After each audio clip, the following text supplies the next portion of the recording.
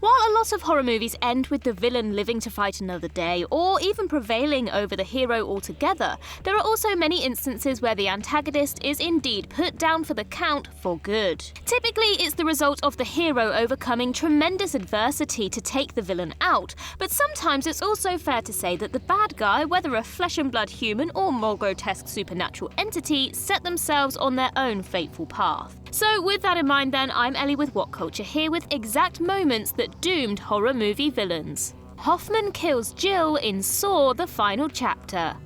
John Kramer, aka Jigsaw, may ultimately be the instigating antagonist of the Saw franchise, though following his demise, his successor Detective Hoffman was revealed to be an altogether nastier piece of work. While Kramer's traps largely played fair despite their inherent sadism, Hoffman's traps became increasingly dubious over the course of the franchise, and by the time of the final chapter, he was straight up murdering anyone who threatened to expose him. This included not only his fellow police officers but also Kramer's ex-wife, Jill Tuck, who he brutally killed by placing her in a reverse bear trap, tearing her skull to pieces. However, this ultimately turned out to be the very act that sealed his fate, as a final twist revealed that prior to his demise, Kramer had left instructions for a final secret apprentice to get revenge if anything happened to Jill. That secret apprentice is then revealed to be Dr. Gordon from the original Saw, who, with some accomplices, kidnaps Hoffman, chains him up in the very grotty bathroom where he himself was once held, and then leaves him to die.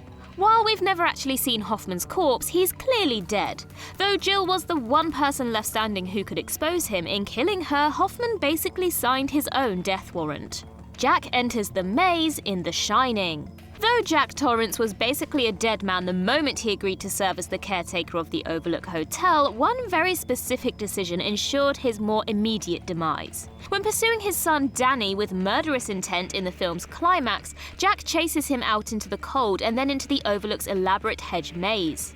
In a showing of exceptional smarts, especially for an embattled child, Danny creates a false footprint trail in the snow, ensuring his father loses track of him and gets lost in the maze, ultimately freezing to death while Danny escapes. Now granted, we don't really know exactly what happened to Jack at the end of The Shining. Was he absorbed into the Overlook? But from what concrete evidence we see in the movie itself, Jack's big mistake was chasing Danny into the maze rather than simply waiting him out. After all, he had to exit eventually, right? Chris and Billy douse Carrie in pig's blood in Carrie. Chris Hargensen and Billy Nolan are the a-hole antagonists of Carrie, the title character's popular bully and her obnoxious boyfriend who certainly get what's coming to them at the film's end. Everyone has their breaking point, and while Chris and Billy can't really be blamed for failing to appreciate the gravity of quite who they were messing with, it generally is a good rule of thumb to just not be a dick, right? Their bullying reaches its cruel apex in the film's iconic prom sequence, where in revenge for receiving detention for tormenting Carrie,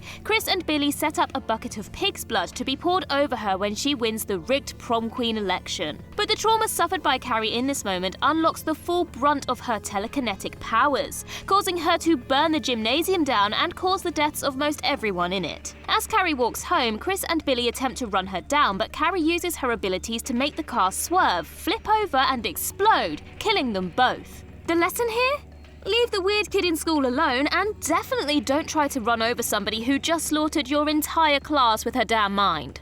Mrs. Carmody tries to sacrifice Billy in The Mist. In Frank Darabont's superb The Mist, Marcia Gay Harden gives a phenomenal performance as Mrs. Carmody, a crazed religious fanatic who believes the mist to be an act of God. She amasses a growing legion of followers and believes that they need to sacrifice some of the survivors inside the supermarket in order to survive, eventually suggesting sacrificing protagonist David Drayton's son, Billy. This ends up being one step too far though, and when Carmody and her zealots try to take Billy by force, Carmody gets fatally shot by store manager Ollie in what's surely one of the most satisfying villain deaths in horror movie history. Carmody was obviously entirely committed to her zany beliefs and had not a shred of doubt in her mind that offering up Billy was the right thing to do, even if there was no way in hell David or the other non-zealots were simply going to let her kill a child. By reluctantly killing Carmody, Ollie basically prevented everyone in the supermarket tearing each other apart in a frenzy, as Carmody's former followers then realized the insanity of her actions and returned to their senses. Seth uses the telepod drunk in The Fly. We've all done some dumb things after a few drinks, though you've probably never irreversibly altered your own genetic structure after chugging like a whole bottle of champagne, no? To be completely fair to the Fly's Seth Brundle, he's basically the textbook example of a tragic villain. A genius scientist who flew too close to the sun and paid for his hubris with a horrific demise. His path to oblivion was set in stone the second that Seth, believing his partner Veronica to have returned to her creepy ex, got wasted and decided to test out his telepods, which are theoretically able to teleport organic matter. Against better sober judgment, Seth gets into the pod and doesn't realise that a fly has flown into it with him, resulting in their molecular forms being fused together. Throughout the rest of the film, Seth is increasingly transformed into a grotesque man-fly hybrid with psychotic tendencies, resulting in Veronica reluctantly shooting him dead with a shotgun in the film's devastating climax. John Doe kills Mill's wife in Seven. In the case of Seven's John Doe, doom and self-annihilation are very much the point, as the brutal serial killer has meticulously planned a series of circumstances which will result in his own death. Doe's ploy throughout David Fincher's masterful horror thriller is to complete 7 kills designed in the vein of the 7 deadly sins. His 6th kill, symbolizing envy, is to kill protagonist Detective Mill's pregnant wife Tracy, and have her severed head delivered to Mills in the middle of the desert. This was the moment of no return for Doe and his unhinged plan, as moments later an enraged Mills shoots Doe dead, in turn completing the 7th and final sin, wrath. While Doe ended up succeeding in his mission, when it's one so pointlessly deranged that ends with one's own death, can it really be called that much of a success? Given Doe's clear mental illness, his actions throughout the movie are basically a convoluted feat of slow-motion suicide.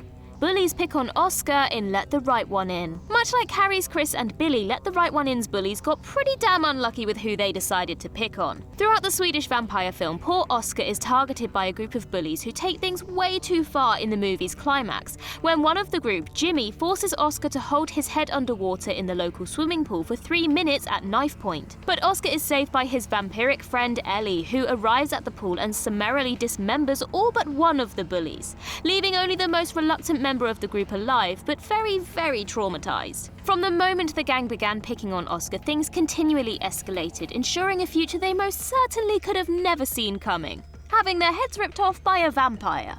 Jill tells Dewey about her and Gale's matching wounds in Scream 4. Scream 4's primary Ghostface killer is Sydney's niece Jill, who is far and away the smartest killer of the series to date and the one who got so close to getting away scot-free. Jill frames her ex-boyfriend Trevor and accomplice Charlie as the real killers, mortally wounds Sid, and even brutally injures herself to ensure there was no doubt to her victimhood as the massacre's sole survivor. Though Jill screws up by not confirming Sid's death, this mistake could have easily been rectified in the hospital had she not made an altogether sloppier gaffe, mentioning to Dewey that she and Gale had matching wounds on their arms. There was no way for Jill to know that Gale suffered an arm injury during her earlier run-in with Ghostface, resulting in Dewey, Gale, Sid, and Judy Hicks teaming up to take her down once and for all. Crispian tries to bribe Erin in You're Next. It's revealed at the end of Adam Wingard's deliciously entertaining home invasion slasher film You're Next that protagonist Erin's boyfriend Crispian was actually in on the home invasion from the start, orchestrating it in an attempt to collect his family's inheritance. Crispian accidentally discloses this information over the phone to Erin, who consequently confronts him. Rather than simply attempt to flee or fight Erin, Crispian assures her that her life wasn't in danger during the home invasion, and then attempts to buy her off with a $500,000 payment. The bribe is the point at which Erin's expression changes from incredulous upset to righteous disgusted anger, and she promptly makes short work of him by stabbing him in the neck and eye. Granted, you could argue that Crispian screwed himself much earlier by hatching this plan without looking into his partner's past first. Had he known she was raised on a survivalist compound, he might have thought about leaving her at home.